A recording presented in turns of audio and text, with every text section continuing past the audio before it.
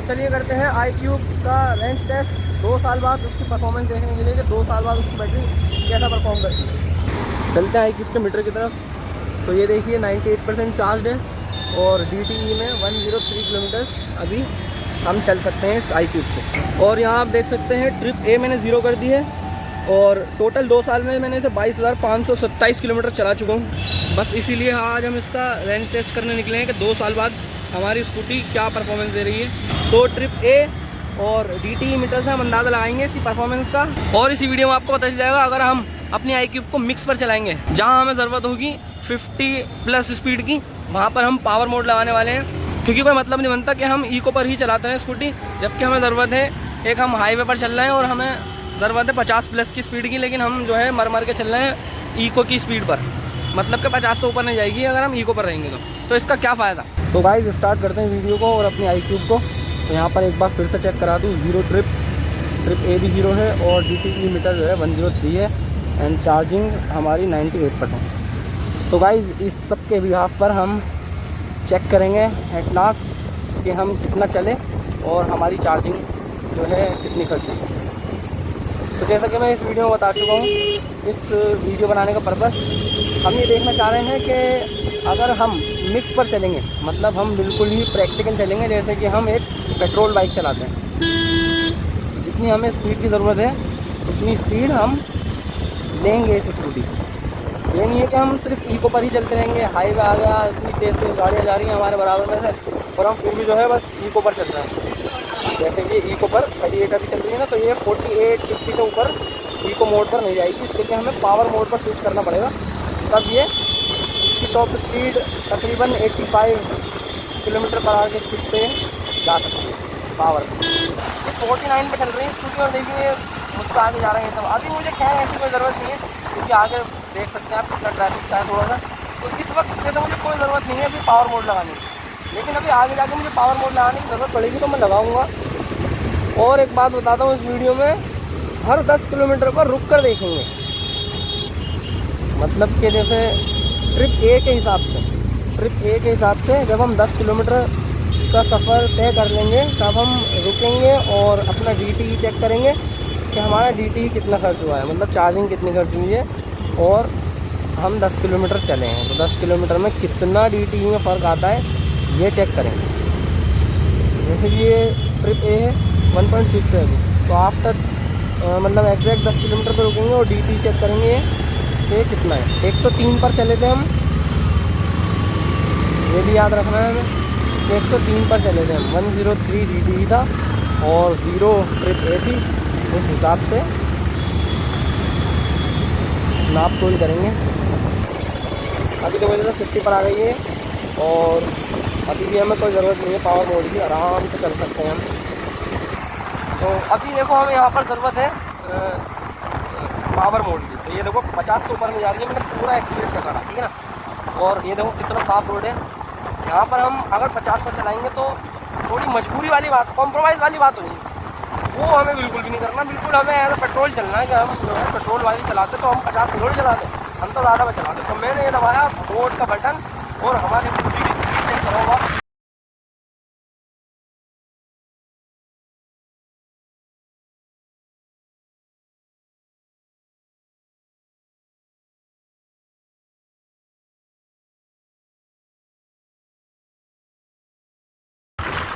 बहुत अच्छी स्पीड में भाग रही है और एक्सीलेट करने में डर सा लग रहा है कि हाथ से निकल के ना भाग जाए, इतनी तेज़, इतना अच्छा पिकअप है इस स्कूटी का। काफ़ी सारे लोग जो है यूट्यूबर्स इको पर रेंज टेस्ट करते हैं, इको पर यार कुछ फ़ायदा नहीं है रेंज टेस्ट करने का। जैसे कि मैंने बताया भी आपको, लोकल में अगर आपको चलना है तो लोकल में तो बहुत ख़राब जो है ये माइलेज देती है, मुझे पता है। चाहे आप इको पर चलाओ या पावर पर चलाओ, बहुत ही ख़राब माइलेज आती है लोकल। जैसे ये भी मैं लोकल ही समझता हूँ जहाँ पे मैं अभी चल रहा हूँ। ये कोई ज़्यादा हाईवे, कोई बड़ा लंबा हाईवे नहीं है, यहाँ पे भी मुझे ब्रेक मारने पड़ रहे हैं, बार बार रेस देनी पड़ रही है छोड़कर। ये भी मैं लोकल ही समझता हूँ, लेकिन मैं जो अभी इस वक्त लोकल की बात कर रहा हूँ, गलियों की बात कर रहा हूँ। अपनी गलियाँ, छोटी छोटी गलियाँ, रोड, इनमें ज़्यादा जो है ये इस लोकल की मैं बात कर रहा हूँ, इस स्कूटी के लिए।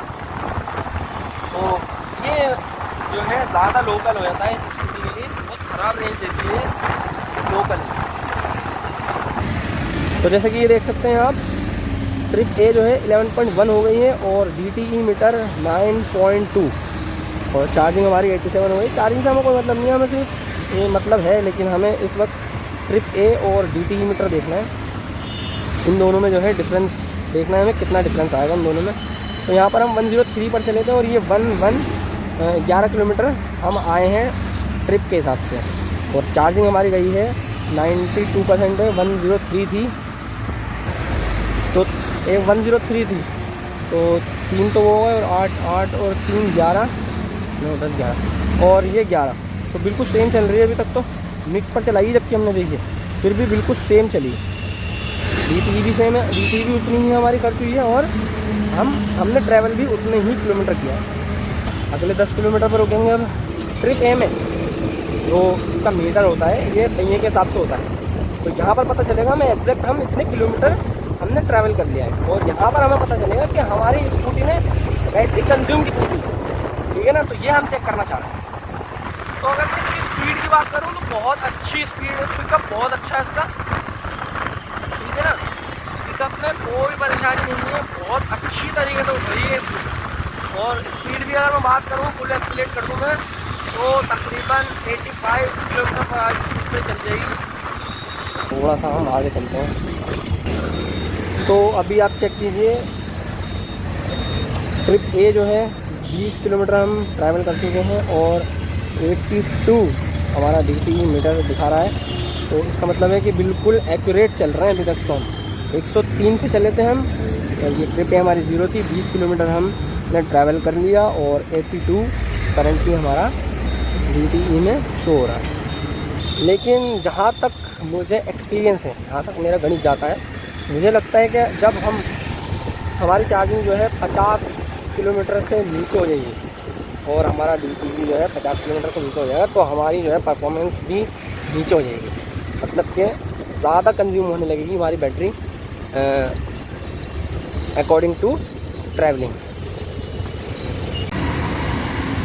सो गाइस 10 किलोमीटर और चल चुके हैं हम और अभी तक बिल्कुल एक्यूरेट चल रहे हैं हम। ट्रिप ए में देखिए आप 32.9 और यहाँ पर DTE में 70 किलोमीटर हो गया है। 103 से चले थे हम और 33 किलोमीटर जो है ट्रैवल कर चुके हैं हम, और यहाँ भी 33 किलोमीटर ही जो है बैटरी कंज्यूम हुई है। तो बहुत ही बढ़िया परफॉर्मेंस हमारी स्कूटी ने दी है अभी तक। आगे चेक करते हैं आगे क्या होता है। अभी आप ज़रा अपडेट पर नज़र डालिए और चेक कीजिए कि तकरीबन 41 किलोमीटर हम चल चुके हैं और ये DTE के हिसाब से पावर कंज्यूम हुई है 43 की, क्योंकि हम 103 पर चले थे और ये 59 है अभी। तो अभी तक के हिसाब से बहुत बेहतरीन परफॉर्मेंस चल रही है iQube की। तो ये जो हमारे पास आंकड़े आए हैं बिल्कुल एक्यूरेट में ही माने जाएंगे, क्योंकि 3 किलोमीटर का कोई डिफरेंस मुझे नहीं लगता हमें काउंट करना चाहिए, क्योंकि हमने पावर में भी चलाई थी और इको पर भी मिक्स चलाई थी हमने। जैसे कि अब इस रोड पर हमें पावर मोड की कोई ज़रूरत नहीं है, तो अभी हम इस वक्त इको पर चल रहे हैं, देख सकते हैं आप।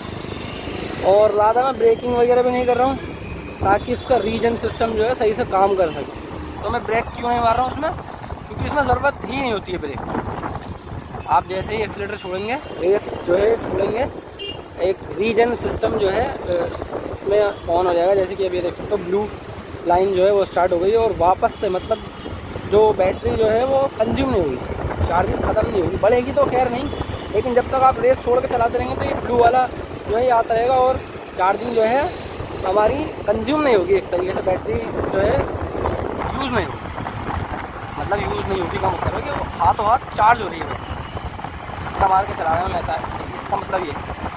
तो ये बहुत बेकार फीचर है, फीचर तो है ही, बस बहुत ही बेकार फीचर है iQube का।